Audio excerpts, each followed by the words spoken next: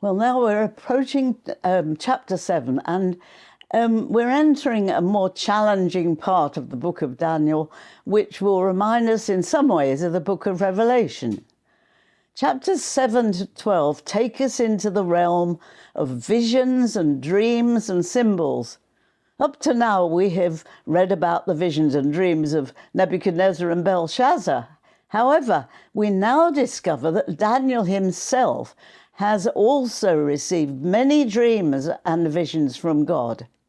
As we start by reading chapter 7, we may be tempted to say, oh, this is beyond us, too complicated, strange language, etc., etc.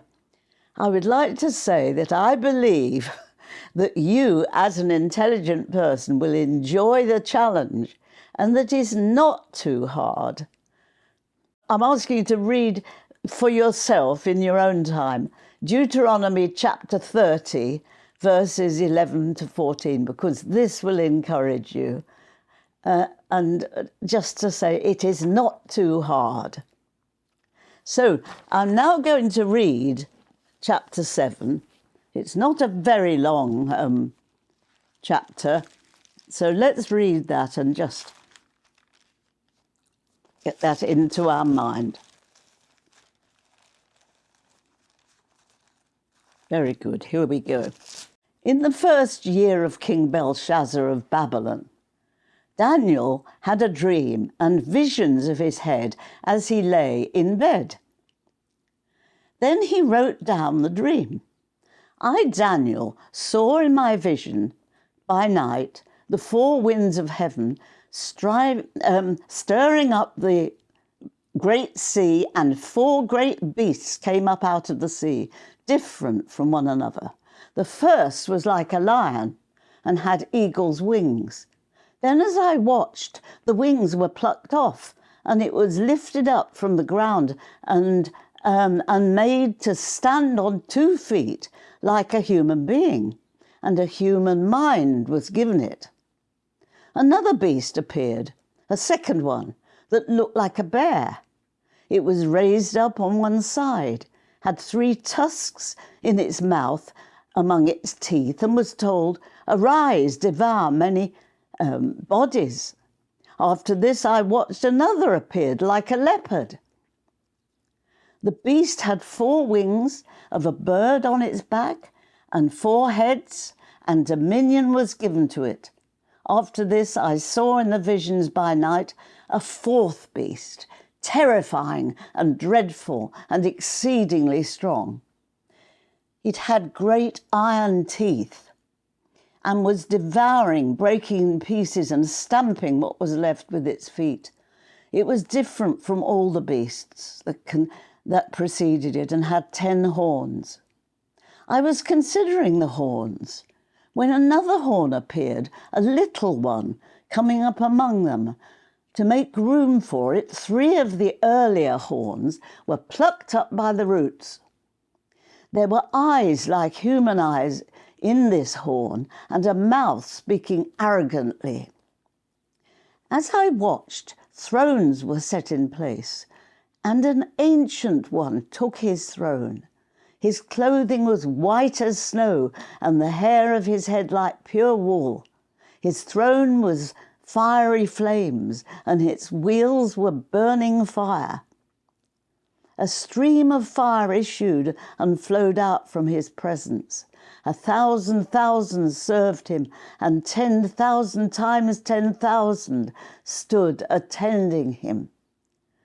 The court sat in judgment, and the books were opened. I watched then because of the noise of the arrogant words which the horn was speaking, and as I watched, the beast was put to death, and its body destroyed and given over to be burned with fire. As for the rest of the beasts, their dominion was taken away, but their lives were prolonged for a season and a time. As I watched in the night visions, I saw one like a human being coming with the clouds of heaven. And he came to the Ancient One and was presented before him.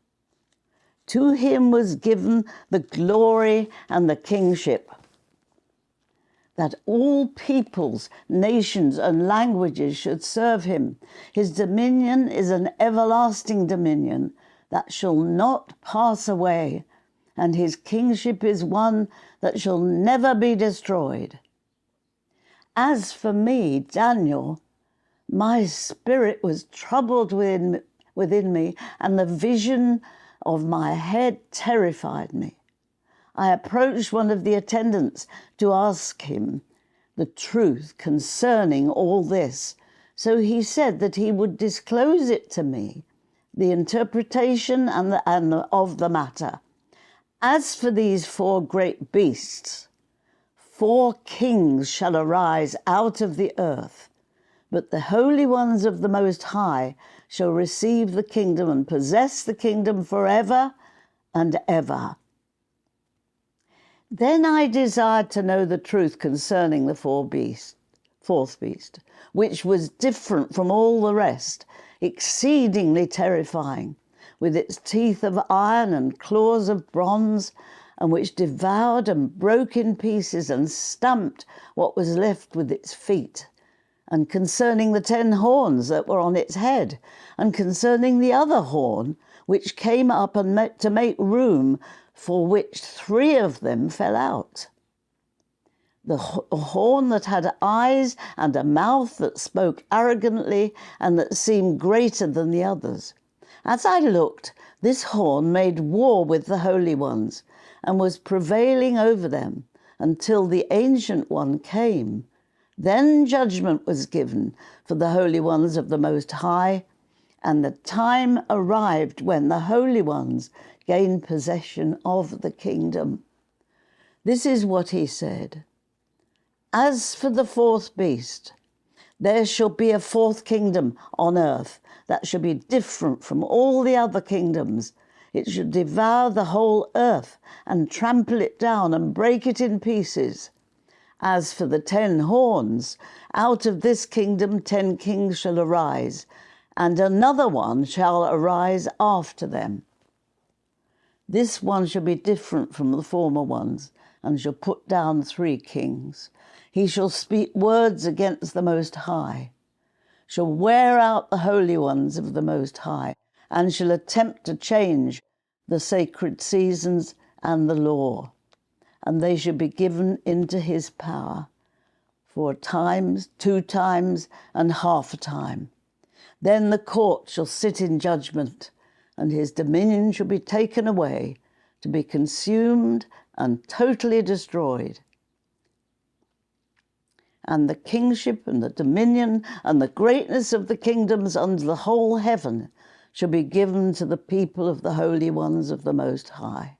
Their kingdom shall be an everlasting kingdom, and all dominion shall serve and obey them. Here the account ends. As for me, Daniel, my thoughts greatly terrified me, and my face turned pale, but I kept the matter in my mind.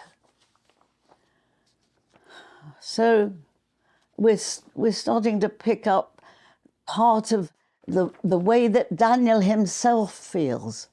This is affecting him so deeply, these amazing visions.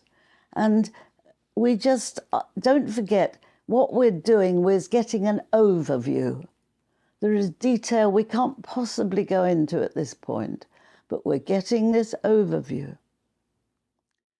And we remember that in these things we're reading, we're talking about the end times. That's what Daniel is particularly interested in. It's end times. And we're realizing that he's not giving this to rulers and leaders, but to ordinary people like us. And Matthew 24:15 is what Jesus says. So when you see the desolating sacrilege standing in the holy place, as was spoken of by the prophet Daniel, let the reader understand. That is such a great warning for us. It's just one sentence, but it's telling us, read Daniel. He is important. And Jesus is giving the stamp of authority to Daniel, and he's making a link between Matthew 24 and this chapter in Daniel, chapter 7. And we gradually see this coming together. Here our Lord, with a stroke of genius, is bringing these three places together, Revelation, Matthew, and Daniel, in just a few key words which indicate his absolute confidence in the authenticity of Daniel and the importance of reading his words to assist us in understanding the book of Revelation. They have to come together. They are dependent on each other. And I would like to now just read you, it's very interesting actually, that the book of Revelation has some details about the beast powers. So does the book of Daniel. And the book of Daniel, as you know, it's all rather complicated and rather long. But in Daniel 7, we get these four beasts. And then we look at Revelation 13, and we have these same beasts. And let me just read you the comparison. This is Daniel chapter 7, verse 8. There were eyes like human eyes in this horn, and a mouth speaking arrogantly. Now we go to Revelation. The beast was given a mouth uttering haughty and blasphemous words. And then we look at the next bit in Daniel 7. He shall speak words against the Most High, shall wear out the holy ones of the Most High, and shall attempt to change the sacred seasons and the law. That's Daniel. Here's Revelation. Also, it, the beast, was allowed to make war on the saints and to conquer them. And then finally, another comparison. They shall be given into his power for a time, 2 times, and half a time. And so we now look at Revelation, and it was allowed to exercise authority for 42 months. Same time, but put in a different way. It's fascinating, isn't it? You've got these comparisons between the book of Daniel, the book of Revelation. Yes, it's called the little horn in Daniel, and it's called the beast in Revelation. But it doesn't take much wit to see they're the same thing. And so that comparison, actually, I think, is so interesting. And I would urge you to look at the two and see the comparisons and see it must be talking about the same things. And also, do remember that time periods in Daniel and Revelation are absolutely key to the way we interpret these two books. So let us think about that, meditate on them, and just wrap our minds around such amazing things.